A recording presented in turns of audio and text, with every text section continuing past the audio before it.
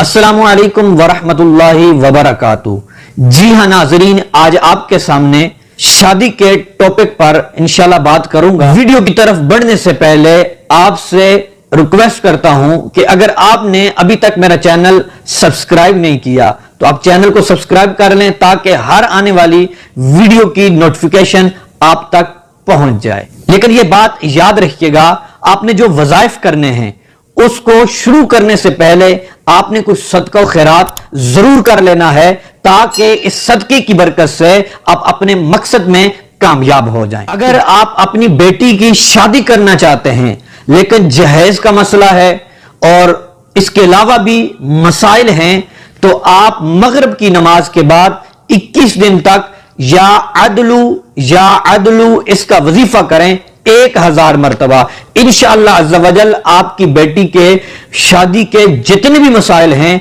वो सारे के सारे हल हो जाएंगे। जहेज के मसाइल भी और इसके अलावा भी जितने भी मसाइल हैं, जितनी प्रॉब्लम्स हैं, वो सारी की सारी खत्म हो जाएंगी और आपकी बेटी की शादी आसानी से हो जाएगी।